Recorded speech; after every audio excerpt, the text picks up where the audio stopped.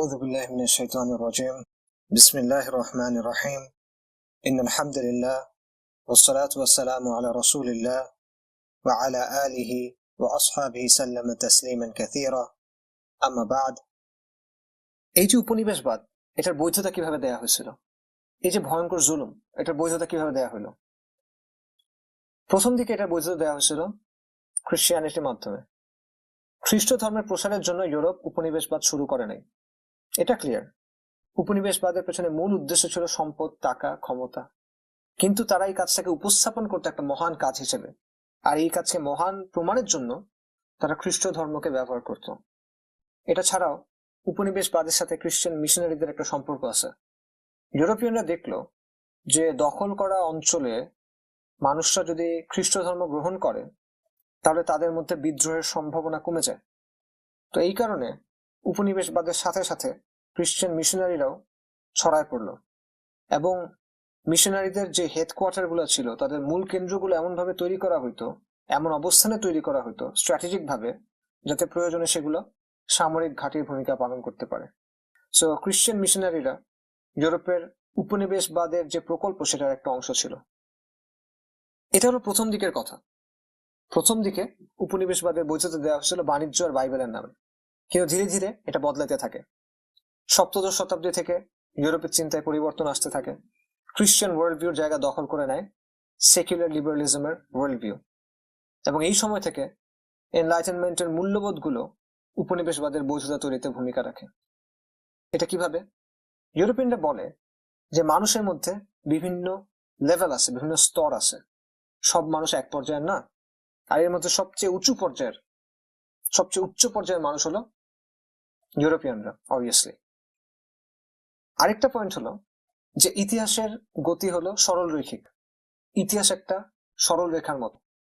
মানুষ আগে বর্বর ছিল, সময়ের সাথে সাথে সে সভ্য হচ্ছে, তার উন্নতি হচ্ছে, আর সভ্যতার চূড়া হলো অবভিয়াসলি ইউরোপ। তাই যেগুলো পিছায় পড়া সমাজ, যেগুলো বর্বর সমাজ, সেগুলোকে নিয়ন্ত্রণ করার অধিকার এবং এই বর্বর মানুষগুলোকে সভ্য করার অধিকার এবং দায়িত্ব ইউরোপের আছে। এটা হলো আরেকটা পয়েন্ট।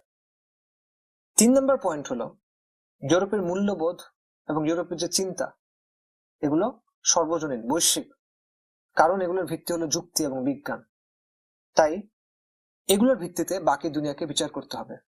তা আপনি যখন এই তিনটে জিনিসকে একসাথে আনবেন, যে ইউরোপের মানুষ শ্রেষ্ঠ, ইউরোপ সভ্যতার চূড়া, এবং বাকি পৃথিবীকে সভ্য করার একটা দায়িত্ব ইউরোপের আছে, এবং ফাইনালি ইউরোপের চিন্তা এবং মূল্যবোধ চূড়ান্ত মাপকাঠি, তখন খুব সহজে এটা দিয়ে আপনি এই ধরনের কার্যক্রমকে বৈধতা দিতে পারবেন। কাজে ইউরোপ যখন খ্রিস্টান ছিল তখন বলা হইতো যে উপনিবেশবাদ ভালো, কারণ এটার মাধ্যমে বর্বরদেরকে খ্রিস্ট ধর্মের আলোতে আনা হচ্ছে। আর ইউরোপ যখন সেকুলার হইল তখন বলা শুরু করলো উপনিবেশবাদ ভালো, কারণ এটার মাধ্যমে বর্বরদের সভ্যতার আলোতে আনা হচ্ছে, এবং এটার জন্য যদি বল প্রয়োগ করতে হয়, যদি শক্তি প্রয়োগ করতে হয়, যদি জোর করে সভ্য বানাইতে হয়, তাহলেও সমস্যা নাই। ইন্টারেস্টিংলি আজকের অনেক পশ্চিমাও একই কথা বলে। যেমন নাস্তিক স্যাম হ্যারিস বলে মুসলিমদেরকে জোর করে এনলাইটেন করতে হবে, জোর করে আলোকিত করতে হবে, সভ্য করতে হবে, এবং এই জন্য যেটা করতে হবে সেটা হলো মুসলিম বিশ্বে কিছু সেকুলার একনায়ক লাগবে, স্বৈরাচারী শাসন লাগবে, এমন কিছু শাসক লাগবে যারা জোর করে বিভিন্ন লিবারেল পলিসি মুসলিমদের উপর চাপায় দিবে, বিভিন্ন সেকুলার পলিসি মুসলিমদের উপর চাপায় দিবে, এবং এভাবে ধীরে ধীরে মুসলিমরা হয়তো আলোর পথে আসবে। অর্থাৎ দিন বদলাইছে কিন্তু তাদের চিন্তা বদলায়নি। তারা এখনো মনে করে যে তাদের চিন্তা ভাবনাই শ্রেষ্ঠ, এবং প্রয়োজনে জোর করে বোমা মেরে আমাদেরকে মুক্ত করতে হবে, আমাদেরকে সভ্য করতে হবে। এনলাইটেনমেন্টের চিন্তাবিদরা কিভাবে কলোনিয়ালিজমের পেছনে ভূমিকা রাখলো সেটার একটা স্পেসিফিক উদাহরণ দেখা যায়। জন লকের কথা মনে আছে? লিবারালিজমের জনক, ওই যে সহজাত অধিকারের ধারণা দিল। দেখেন এই যে এত অধিকারের কথা বলার পর এই লোকটা কিভাবে এই ভয়ঙ্কর জুলুমের বৈধতা দেওয়ার পিছনে ভূমিকা রাখলো। আমেরিকাতে ব্রিটিশদের দখলদারিত্ব নিয়ে একটা প্রশ্ন উঠছিল যে ইংল্যান্ডের কি অধিকার আছে নেটিভ আমেরিকানদের জমি ছিনায় নেওয়ার। জন লক এটার একটা উত্তর দিল, এবং এটার উত্তর দেওয়ার মাধ্যমে সে কলোনিয়ালিজমের একটা বৈধতা তৈরি করলো। সে বলল কোন জমির উপর মানুষের মালিকানা তৈরি হয় দুইটা জিনিসের মাধ্যমে। একটা হলো ওই জমিতে চাষ করার মাধ্যমে, আরেকটা হলো জমিতে সীমানা দেওয়ার মাধ্যমে, ঘের দেওয়ার মাধ্যমে। এই দুইটা কাজ করলে ওই জমির উপর আপনার মালিকানা থাকবে, এগুলো না করলে মালিকানা থাকবে না। নেটিভ ইন্ডিয়ান যারা ছিল তারা চাষবাস কম করতো, তারা মূলত শিকারী ছিল। আর চাষ করলেও তারা আসলে সীমানা দিত না, বেড়া দিত না, ঘের দিত না। আর এটা তারা কেনই বা দিবে? তাদের নিজের দেশে তারা যেভাবে ইচ্ছা থাকবে, তাদের জমি তারা যেভাবে ইচ্ছা ব্যবহার করবে, তাই না? কিন্তু লক যুক্তি দিল, যেহেতু নেটিভ আমেরিকানরা চাষ করে না এবং তারা জমিতে বাউন্ডারি দেয় নাই, তারা জমিতে সীমানা দেয় নাই, কাজেই তারা আসলে জমির মালিক না। ব্রিটিশরা ইচ্ছা করলে এই জমি ছিনাই নিতে পারবে। এভাবে জন লক ব্রিটিশদের জমি দখলের বৈধতা তৈরি করলো এবং নেটিভ আমেরিকানরা তাদের নিজেদের দেশে নিঃস্ব হয়ে গেল। নেটিভ আমেরিকানরা যখন তাদের নিজেদের জমি রক্ষা করতে গেল বা ব্রিটিশদের বাধা দিল যে তোমরা কেন আমাদের জমি ছিনাই নিচ্ছ, তখন ব্রিটিশরা তাদের হত্যা করলো এবং তারা এটাকেও জাস্টিফাই করলো। কিভাবে? ওই যে ন্যাচারাল রাইটস, মানুষের অধিকার আছে জীবন, স্বাধীনতা এবং সম্পদ রক্ষার। ব্রিটিশরা বলল যে এই জমিতে এখন আমাদের, তোমরা চাষ করো না, তোমরা বেড়া দাও নাই, আমরা দিছি, এর মাধ্যমে এই জমি আমাদের হয়ে গেছে। এখন তোমরা এই জমি আমাদের কাছ থেকে ছিনাই নিতে আসছো, তোমরা আগ্রাসনকারী। মানুষের সহজাত অধিকার আছে তার সম্পদ রক্ষার, কাজে আমরা তোমাদের হত্যা করব। এইভাবে জন লক, লিবারেলিজমের জনক, দখলদারিত্ব আর হত্যার বৈধতা তৈরি করলো। কলোনিয়ালিজমের পক্ষে আরেকটা জাস্টিফিকেশন আসলো বিজ্ঞান থেকে এবং ডারউইনের বিবর্তনবাদের তত্ত্ব থেকে। এটা নিয়ে আমরা গত ক্লাসে কিছুটা আলোচনা করছিলাম। ইউরোপিয়ানরা রেসিজম অর্থাৎ বর্ণবাদ, ডারউইনের তত্ত্ব এবং বিভিন্ন বৈজ্ঞানিক ব্যাখ্যা মিলায় একটা খিচুড়ি তৈরি করে উপনিবেশবাদের পক্ষে একটা জাস্টিফিকেশন তৈরি করলো।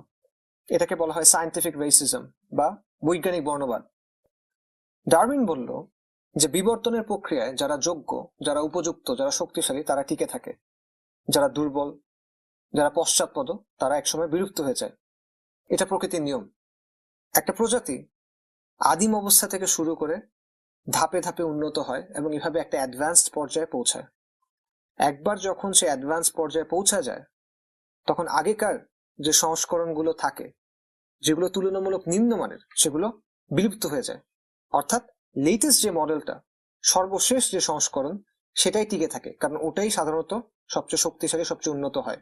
আগেকার যে সংস্করণগুলো ছিল, পুরনো যে মডেলগুলো ছিল, সেগুলো বাতিল হয়ে যায়, সেগুলো বিলুপ্ত হয়ে যায়। তো এই একই জিনিস মানুষের ক্ষেত্রেও হইতে পারে। মানুষের সবচেয়ে আদিম পর্যায় হলো বানর বা বন মানুষ টাইপের কিছু একটা, আর সবচেয়ে উন্নত ভার্সন হলো কারা? ইউরোপিয়ানরা। বন মানুষ আর ইউরোপিয়ানদের মাঝে মানুষের বিভিন্ন জাত আছে যারা ইউরোপিয়ানদের চেয়ে নিম্ন স্তরের, যেমন আফ্রিকানরা, যেমন ইন্ডিয়ানরা। তো সময়ের সাথে সাথে অবধারিতভাবে এই যে নিচু স্তরের মানুষ যারা আছে তারা বিলুপ্ত হয়ে যাবে। সেটা কিভাবে হবে? সবচেয়ে উন্নত, সবচেয়ে শক্তিশালী যে মানুষরা থাকবে তারা নিচু স্তরের মানুষদের জায়গা দখল করবে এবং তাদের নিশ্চিহ্ন করে ফেলবে। এটি প্রকৃতিতে হয়, এই প্রকৃতিতে হয়ে আসছে সবসময়। অর্থাৎ বিবর্তনের প্রক্রিয়ায় একটা প্রজাতির উন্নতি হয়, ওই প্রজাতির সবচেয়ে উন্নত সংস্করণ টিকে থাকে, মাঝের সংস্করণগুলো হারায় যায়। ইউরোপিয়ানরা মানুষের সবচেয়ে উন্নত সংস্করণ, কাজেই ইউরোপিয়ানদের মাধ্যমে একসময় অনুন্নত যেসব মানুষ আছে, আফ্রিকান, এশিয়ান, এরা একসময় নিশ্চিহ্ন হয়ে যাবে। এইভাবে বর্ণবাদ এবং গণহত্যার একটা বৈজ্ঞানিক অজুহাত দেওয়া হলো। আপাতভাবে উপনিবেশবাদের সমাপ্তি হইল গত শতাব্দীতে, বিশেষ করে দ্বিতীয় বিশ্বযুদ্ধের পর 1945 থেকে শুরু করে 1975 পর্যন্ত সময়টাতে বেশিরভাগ ইউরোপিয়ান শক্তি তাদের উপনিবেশগুলো থেকে সরে আসলো, সরাসরি নিয়ন্ত্রণ ছেড়ে দিল। এটাকে বলা হয় পিরিয়ড অফ ডিকলোনাইজেশন। তো তারা কেন উপনিবেশের নিয়ন্ত্রণ ছেড়ে দিল? এটা কি মানবতার কারণে, নিজেদের ভুল বুঝতে পেরে? না, মূলত যে দুটো বিশ্বযুদ্ধ হয়েছিল ইউরোপে, এগুলোর কারণে তাদের নিজেদের অর্থনীতি এবং রাজনীতিতে বড় ধরনের ধাক্কা লাগছিল। এই অবস্থায় উপনিবেশগুলোর নিয়ন্ত্রণ চালায় যাওয়া, ধরে রাখা তাদের কাছে কঠিন মনে হইল। এছাড়া উপনিবেশগুলোতে বিভিন্ন সময়ে বিভিন্ন ধরনের আন্দোলন লেগে থাকতো, মানুষ জুলুম থেকে মুক্তি চাইতো। অন্যদিকে দ্বিতীয় বিশ্বযুদ্ধ শেষ হওয়ার পরপর স্নায়ুযুদ্ধ শুরু হলো, আমেরিকা এবং সোভিয়েত ইউনিয়নের মধ্যে। তো এই দিকে তাদের মনোযোগ চলে গেল। তো এরকম নানা কারণে লাভ ক্ষতির হিসাব করে তারা উপনিবেশগুলোর সরাসরি নিয়ন্ত্রণ ছেড়ে দিল। তাহলে এর মাধ্যমে কি বাকি বিশ্ব পশ্চিমা নিয়ন্ত্রণ থেকে মুক্ত হইল? উপনিবেশগুলো অর্থাৎ দখল হওয়া অঞ্চলগুলো আপাতভাবে মুক্ত হইল, কিন্তু এসব দেশের অর্থনৈতিক এবং রাজনৈতিক ক্ষমতার বিশাল একটা অংশ বাইরের লোকদের হাতেই থেকে গেল। এগুলোর নিয়ন্ত্রণ ইউরোপিয়ানদের হাতেই থেকে গেল। অর্থাৎ বাহ্যিকভাবে মনে হচ্ছিল যে উপনিবেশবাদ শেষ হয়েছে, কিন্তু এই অঞ্চলগুলোর মূল নিয়ন্ত্রণ এক অর্থে ইউরোপিয়ানদের হাতেই থেকে গেল। জাস্ট প্রকাশ্য নিয়ন্ত্রণের বদলে অপ্রকাশ্য নিয়ন্ত্রণ শুরু হলো। উপনিবেশবাদের বদলে শুরু হলো নব্য উপনিবেশবাদ, নিওকলোনিয়ালিজম। শারীরিকভাবে পশ্চিমারা এখন আর নাই, তারা সরাসরি নিয়ন্ত্রণ করতেছে না, কিন্তু ইনডিরেক্টলি এখনো এই অঞ্চলগুলোর মৌলিক রাজনৈতিক, অর্থনৈতিক এবং সামাজিক অনেক সিদ্ধান্ত তারা নিয়ন্ত্রণ করে। কিভাবে? একটা কারণ হলো ইউরোপিয়ানদের তৈরি করা শাসন ব্যবস্থা, প্রশাসন, আইন এগুলোই এখন সব জায়গাতে চলতেছে। এটা তাদেরকে এক ধরনের ক্ষমতা দেয়। দ্বিতীয় কারণ হলো ইউরোপিয়ানরা এমন সব মানুষকে ক্ষমতায় রেখে গেছে বা এমন সব মানুষের কাছে ক্ষমতা হস্তান্তর করছে যারা তাদের অনুগত অথবা যারা চিন্তা ভাবনায় তাদের সবচেয়ে কাছাকাছি, যারা সমাজ, শাসন, অর্থনীতি সহ বিভিন্ন বিষয়ে ইউরোপিয়ানদের মতো চিন্তা করে, যারা ইউরোপিয়ানদের কাছ থেকেই শিখছে, তাদের কাছ থেকেই ট্রেনিং পাইছে। এটার ফলে ইউরোপিয়ানরা যাওয়ার পর এমন একটা শাসন ব্যবস্থা গড়ে উঠল যেখানে শাসক গোষ্ঠী সাধারণ মানুষের অবস্থা নিয়ে চিন্তিত না, বরং তাদের ফোকাস হলো লুটপাট করা। সেই আগের মতোই, আগে লুটপাট করতো সাদা চামড়ার লোক, এখন করে বাদামি চামড়ার লোক। এটা হলো পার্থক্য। আর পশ্চিমারা এইসব লোকদের ক্ষমতায় টিকায় রাখে, বিনিময়ে তারা পশ্চিমাদের বলে দেওয়া পলিসিগুলো বাস্তবায়ন করে এবং তারা নিশ্চিত করে যে এমন কেউ ক্ষমতায় আসবে না যারা এই বিশ্ব ব্যবস্থাকে চ্যালেঞ্জ করবে, পশ্চিমা নিয়ন্ত্রিত এই বিশ্ব ব্যবস্থা পরিবর্তনের কথা বলবে। উপনিবেশবাদের সময় পশ্চিমারা বাকি পৃথিবীকে নিয়ন্ত্রণ করতো সামরিকভাবে। এখন তাদের হাতে নানা অপশন আছে, সামরিক আগ্রাসনের অপশন আছে, যেমন ইরাক এবং আফগানিস্তানে হয়েছে। তবে এটার বাইরেও বিভিন্ন অপশন আছে, যেমন অর্থনৈতিক প্রেসার ক্রিয়েট করা, স্যাংশন দেওয়া, নিষেধাজ্ঞা দেওয়া ইত্যাদি। এবং বিভিন্ন আন্তর্জাতিক সংস্থা এখানে খুব গুরুত্বপূর্ণ ভূমিকা রাখে, বিশেষ করে জাতিসংঘ, বিশ্ব ব্যাংক, IMF এগুলা। এই প্রতিষ্ঠান এবং সংস্থাগুলা বেসিক্যালি পশ্চিমের নিয়ন্ত্রণ বজায় রাখার প্রধান হাতিয়ারগুলোর একটা। এই প্রতিষ্ঠানগুলোর সব পলিসির কেন্দ্রে একটা লক্ষ্য থাকে, একটা গোল থাকে, সেটা হলো বিশ্বের উপর পশ্চিমা বিশ্বের যে নিয়ন্ত্রণ, বিশেষ করে আমেরিকার যে নিয়ন্ত্রণ, সেটা টিকায় রাখা। অনেক সময় স্যাংশন বা এই ধরনের জিনিসপত্র এমন কারো বিপক্ষে যাইতে পারে যাকে আমরা অপছন্দ করি, এবং এটাতে আনন্দিত হওয়া এটা ক্ষেত্র বিশেষে ভুল শুদ্ধ হইতে পারে, কিন্তু দিন শেষে বাস্তবতা হলো এগুলো আসলে নব্য উপনিবেশবাদের একটা হাতিয়ার। নিওকলোনিয়ালিজমের বাস্তবতা বোঝাইতে আরেকটা কনসেপ্টের কথা বলা যায়, সেটা হলো ডিপেন্ডেন্সি থিওরি, নির্ভরশীলতার তত্ত্ব।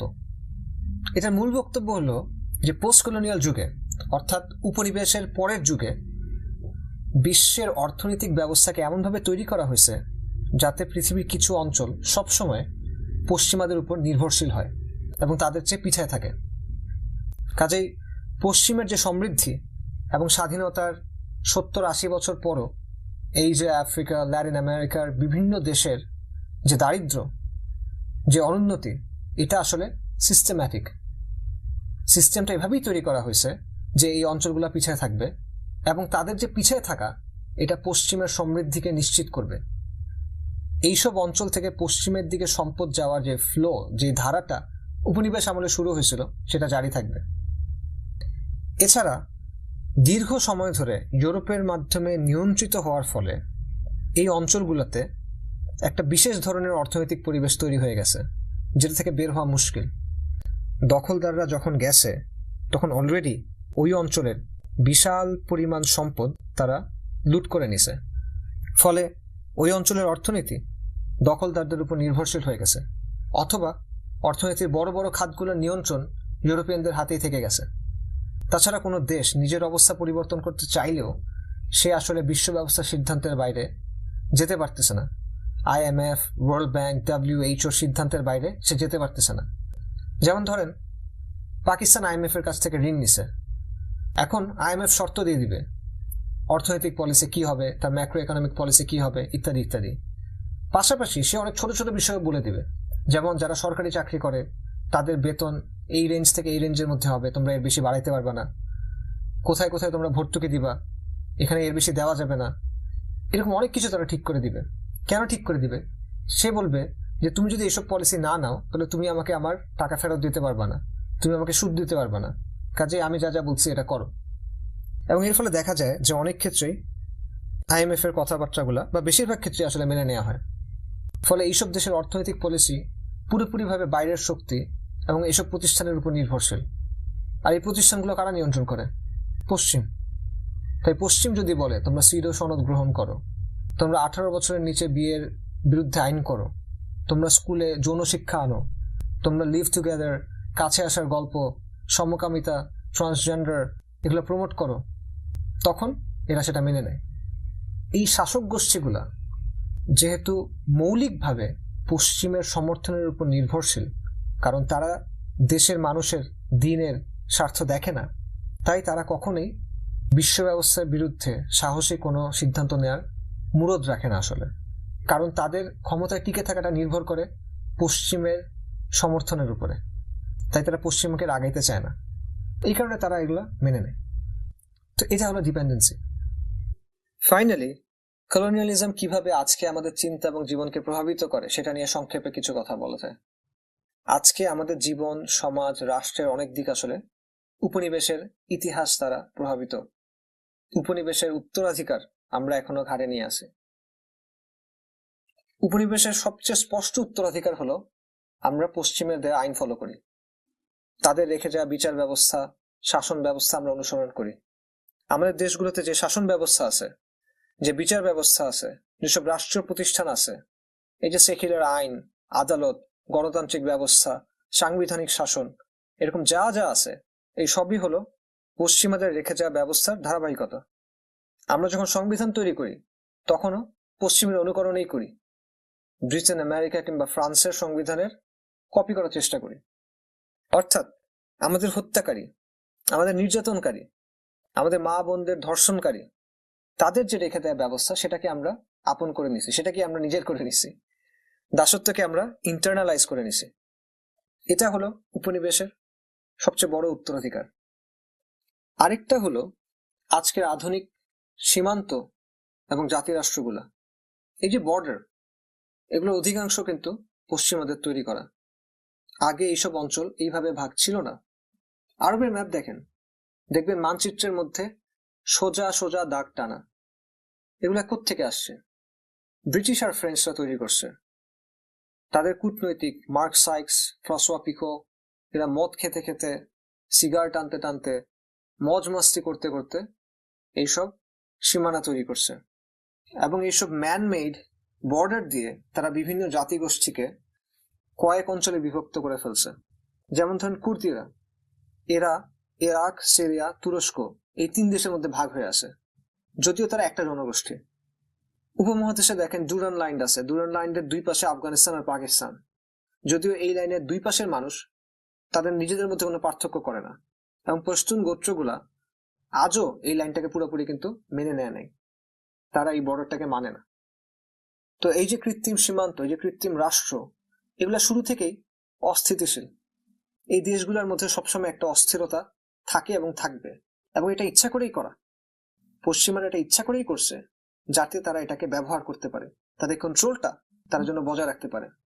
এবং কৃত্রিম সব সীমান্ত বিভিন্ন জাতিগোষ্ঠীকে ইদার একে অপরের মুখোমুখি দাঁড় করায় দিছে, অথবা জোর করে ভিন্ন ভিন্ন গোষ্ঠীকে একে অপরের সাথে থাকতে বাধ্য করতেছে, যেটা তারা আগে এভাবে ছিল না।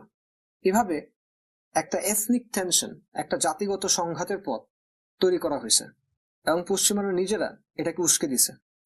ধরেন কোন অঞ্চলে একাধিক জাতিগোষ্ঠী আছে, পশ্চিমারা কি করবে, মানে তারা কি করছে কলোনিয়াল টাইমে, তারা এদের মধ্য থেকে কোনো একটা গোষ্ঠীকে নিজেদের কাছে আনছে, নিজেদের অনুগত গোলাম বানাইছে, এবং বলছে যে তোমাদের যে ভাষা এটা খুব সুন্দর, তোমাদের যে সংস্কৃতি এটা খুব ভালো, আর বাকিদের গুলা খারাপ, বাকিদের গুলা বর্বর। এভাবে একটা টেনশন তৈরি করছে। আবার পশ্চিমের যারা অনুগত ছিল তারা ক্ষমতা পেয়ে অন্যান্য গোষ্ঠীর উপর জুলুম অত্যাচার করছে। এভাবে তাদের মধ্যে শত্রুতা তৈরি হয়েছে, ঘৃণা তৈরি হয়েছে। পরে পশ্চিমারা চলে গেছে, কিন্তু তারা এই যে গ্যাঞ্জাম লাগাইছে এটার কোনো সমাধান করে নাই। ফলে নানা রকমের সংঘাত দেখা দিছে, যেমন মিয়ানমারে হয়েছে, যেমন রুয়ান্ডাতে হয়েছে। রুয়ান্ডাতে 1994 সালে গণহত্যা হয়েছে, রুয়ান্ডা জেনোসাইড, অনেকেই হয়তো বা জানেন। তো এটার মধ্যে দুটা জাতিগোষ্ঠী ছিল, হুতু আর তুৎসি। এবং 1994 সালে মাত্র 100 দিনের ব্যবধানে প্রায় 8 লক্ষ তুৎসিকে হত্যা করা হয়েছিল, লক্ষ লক্ষ নারীকে ধর্ষণ করা হয়েছিল। তো এটার কারণ কি? এরকম ঘৃণা কিভাবে তৈরি হয়? অনেক কারণ আছে, এবং এই ধরনের বিষয়গুলোর পেছনে কখনো একটা কারণ আসলে থাকে না। তবে একটা প্রধান কারণ ছিল পশ্চিমাদের পলিসি।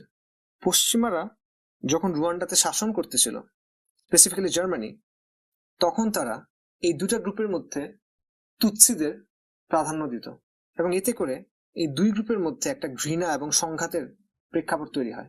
পরবর্তীতে এটারই বিস্ফোরণ ঘটে এবং জেনোসাইড হয়। মুসলিম বিশ্বে দেখেন, লেবাননে খ্রিস্টান এবং সুন্নিদের নিয়ে একটা খিচুড়ি সংবিধান তৈরি করা হয়েছে, যেখানে নিয়ম হলো যে প্রেসিডেন্ট হবে সবসময় খ্রিস্টান, প্রধানমন্ত্রী হবে সুন্নি মুসলিম ইত্যাদি। এবং শুরু থেকে এখানে একটা অস্থিরতা রয়ে গেছে। একইভাবে সিরিয়ার ক্ষেত্রে পশ্চিমাদের পলিসি ছিল যে এমনভাবে এটা সীমান্ত তৈরি করতে হবে, এমনভাবে এটার ক্ষমতার কাঠামো তৈরি করতে হবে যাতে এখানে সবসময় একটা অস্থিরতা থাকে। এতে করে সুবিধা কি হবে, যে ইউরোপিয়ানরা সবসময় এখানে মধ্যস্থতা করতে আসতে পারবে, তারা এখানে একটা নিয়ন্ত্রণ বজায় রাখতে পারবে। অর্থাৎ পশ্চিমারা দুটা কাজ করছে, তারা তাদের শাসন এবং পলিসির মাধ্যমে কলোনিয়াল আমলে বিভিন্ন জাতিগত সমস্যা তৈরি করছে বা বিদ্যমান সমস্যা উস্কায় দিছে। দ্বিতীয়ত, তারা চলে আসার সময় এমনভাবে সীমান্ত, সংবিধান, রাষ্ট্র তৈরি করছে যাতে করে এই সংঘাতগুলো সবসময় টিকে থাকে, এই সংঘাতগুলো সবসময় চলতে থাকে, এগুলো কোনো সমাধান যেন না হয়, এবং এই দেশগুলো সবসময় যেন কোনো না কোনো ভাবে পশ্চিমের উপর নির্ভরশীল থাকে। আমাদের যে বর্তমান শিক্ষা ব্যবস্থা, এটাও উপনিবেশবাদের উত্তরাধিকার। এই শিক্ষা ব্যবস্থা গড়ে তোলার পেছনে মূল উদ্দেশ্য ছিল ইংরেজদের অনুগত একটা কেরানি শ্রেণী তৈরি করা, যারা ইংরেজদের অধীনে পিয়ন হবে, কেরানি হবে, এই ধরনের কাজকর্ম করবে। এরা ইংরেজি ভাষা পারবে এবং এরা বিভিন্ন কাজে ইংরেজদের হেল্প করবে। 1835 সালে একজন ইংরেজ রাজনীতিবিদ থমাস ম্যাকলে ভারতবর্ষের শিক্ষানীতির মূল নকশাটা ঠিক করে, এবং সে নিজে সরাসরি বলছে যে এই শিক্ষা ব্যবস্থার মাধ্যমে আমাদের উদ্দেশ্য হলো এমন কিছু লোক তৈরি করা যাদের গায়ের চামড়া বাদামি, যাদের রক্ত ভারতীয়, কিন্তু তাদের রুচি, তাদের চিন্তা ভাবনা হবে আমাদের অনুকরণে, আমাদের স্বার্থকে সে নিজের স্বার্থ মনে করবে। এবং এই শিক্ষা ব্যবস্থা আজও একই কাজ করতেছে। পার্থক্য হলো এখন আর ইংরেজদের প্রতি আনুগত্য শেখানো হয় না, এখন সেকুলার লিবারেল বিশ্ব ব্যবস্থার প্রতি আনুগত্য শেখানো হয়। তাই আমরা দেখি যে এই সিস্টেম থেকে এমন মানুষ বের হয়ে আসতেছে যার নাম মুসলিম, যার চামড়ার রং বাদামি, কিন্তু সে আধুনিকতার ওয়ার্ল্ড ভিউর বাইরে, লিবারেল সেকুলারিজমের বাইরে চিন্তাই করতে পারে না। অনুগত কেরানি তৈরির যে শিক্ষা ব্যবস্থা, এটাও আসলে উপনিবেশবাদের উত্তরাধিকার। আরেকটা উত্তরাধিকার হলো পশ্চিমাদের হাতে তৈরি করা একটা এলিট শ্রেণী এবং একটা মধ্যবিত্ত শ্রেণী যারা তাদের প্রতি অনুগত। উপনিবেশ শাসন করার জন্য ইউরোপিয়ানদের সাহায্য দরকার ছিল। লোকাল কিছু মানুষ ছাড়া আসলে তো এত লোককে কন্ট্রোল করা যায় না, এই জন্য তারা কিছু লোকাল লোককে তাদের সহযোগী হিসেবে নিছে, এবং এই জন্যই তারা শিক্ষা ব্যবস্থাটা তৈরি করছে, যেটা আমরা একটু আগে বললাম। তো পোস্ট কলোনিয়াল স্টাডিজে এই ধরনের লোককে বলা হয় নেটিভ ইনফরমেন্ট, সহজ ভাষায় গাদ্দার। যখন ইউরোপিয়ানরা ছিল তখন এই গাদ্দাররা ইউরোপিয়ানদের হয়ে কাজ করছে, সাধারণ মানুষের ভাষা, তাদের চিন্তা, সমাজের বিভিন্ন বাস্তবতা পশ্চিমাদের কাছে ব্যাখ্যা করছে, অনুবাদ করে বুঝাই দিছে, পথঘাট চিনাই দিছে, বুদ্ধি দিছে, যাতে ইউরোপিয়ানরা তাদের যে শোষণ, তাদের যে শাসন, এই দুটাই সুবিধা মতো চালাইতে পারে। আবার তারা সাধারণ মানুষের মধ্যে ইউরোপিয়ান চিন্তা, সংস্কৃতি, আদর্শ এগুলোর প্রসার ঘটাইছে। সাধারণ মানুষকে গিয়ে তারা বুঝাইছে যে দেখো, ইউরোপিয়ানদের নিয়ন্ত্রণ মেনে নেয় ভালো, এদের বিরুদ্ধে বিদ্রোহ করার দরকার নাই, বরং ইউরোপের মতাদর্শের আলোকে জাতীয়তাবাদ, সেকুলারিজম এগুলো মেনে নিয়ে তাদের কাছে দিন দরবার করতে হবে। অর্থাৎ একদিকে তারা ইউরোপিয়ানদের জন্য নেটিভদের চিন্তাকে অনুবাদ করছে, অন্যদিকে ইউরোপিয়ানদের চিন্তা অনুবাদ করে নেটিভদের সেটা বুঝাইছে। তো এই যে তারা সার্ভিস দিছে, এই যে এত গুরুত্বপূর্ণ একটা সার্ভিস তারা দিছে, এই জন্য ইউরোপিয়ানরা তাদেরকে বিভিন্ন আমলা পদে বসাইছে, নানা উপাধি দিছে, এবং ইউরোপিয়ানরা যাবার সময় এই শ্রেণীটাকেই ক্ষমতায় বসায় গেছে। এরাই আমাদের দেশগুলোর মূল এলিট শ্রেণী হয়ে উঠছে, শাসক শ্রেণী হয়ে উঠছে। যখনই দেখবেন পশ্চিমারা কাউকে ডেকে এনে উপাধি দিচ্ছে, খেতাব দিচ্ছে, স্যার উপাধি দিচ্ছে, তখন মোটামুটি 90% নিশ্চয়তার সাথে ধরে নিতে পারেন যে এই লোক কোনো না কোনো ভাবে পশ্চিমা বিশ্ব ব্যবস্থা কিংবা আকীদার খেদমত করতেছে। কোনো না কোনো ভাবে, কোনো না কোনো ক্ষেত্রে সে পশ্চিমাদের কোনো না কোনো একটা প্ল্যান বাস্তবায়নে ভূমিকা রাখতেছে। এটা সবচেয়ে সহজ উদাহরণ হলো মালালা ইউসুফজাই। তাকে নোবেল দেওয়া হয়েছে কেন? সে কি করছে? তাকে নোবেল দেওয়া হয়েছে কারণ মুসলিম বিশ্বের নারীদের জন্য পশ্চিমের যে এজেন্ডা সেটা বাস্তবায়নের একটা গুটি সে।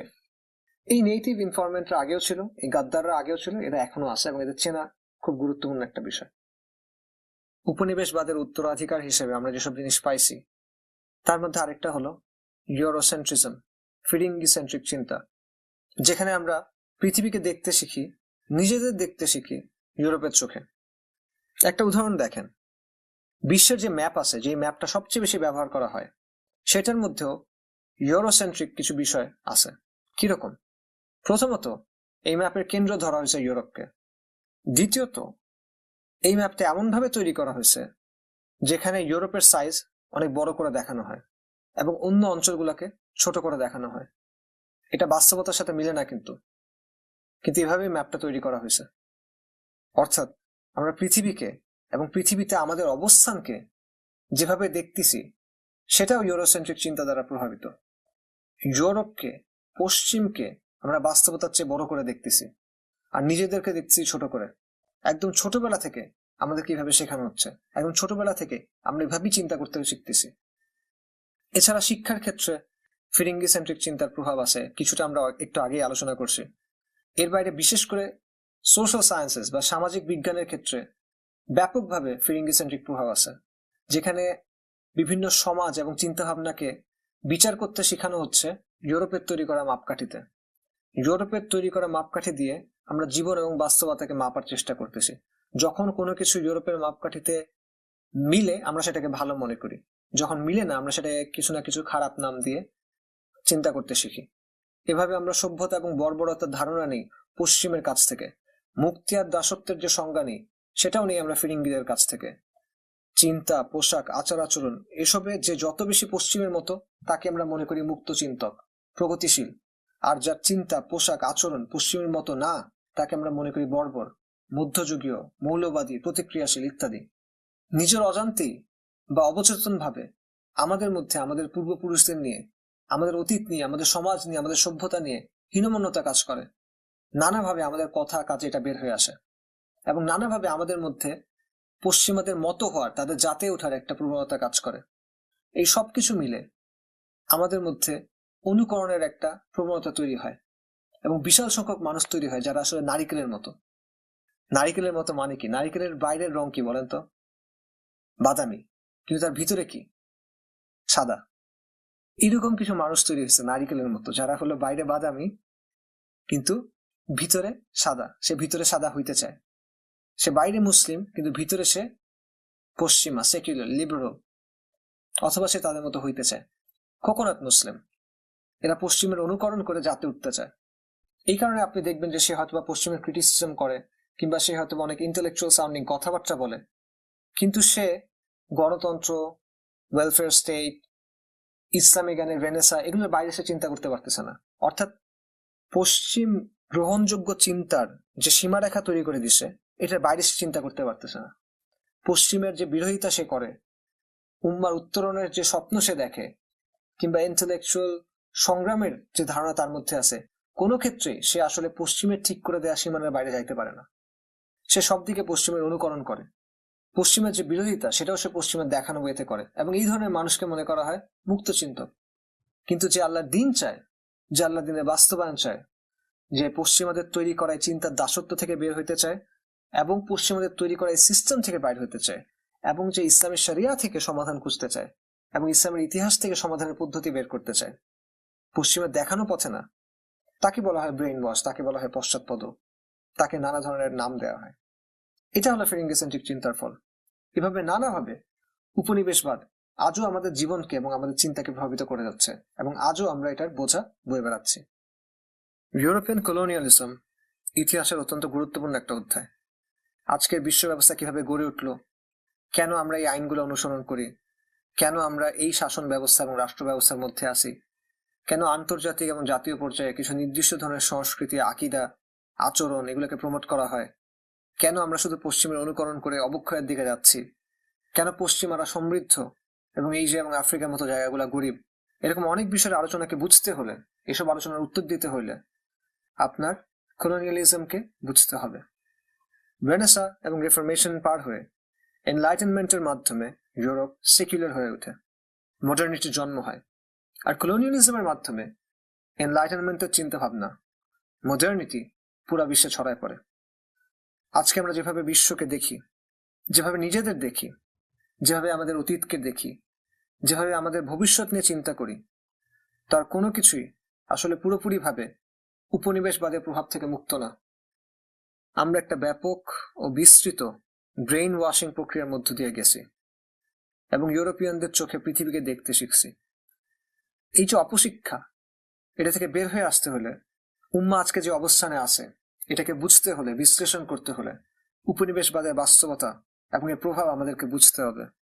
আর উম্মার প্রকৃত বিজয় চাইলে, দাসত্ব থেকে প্রকৃত মুক্তি চাইলে উপনিবেশবাদ, নব্য উপনিবেশবাদ এবং আদর্শিক উপনিবেশবাদের প্রভাব থেকে আমাদের মুক্ত হইতে হবে।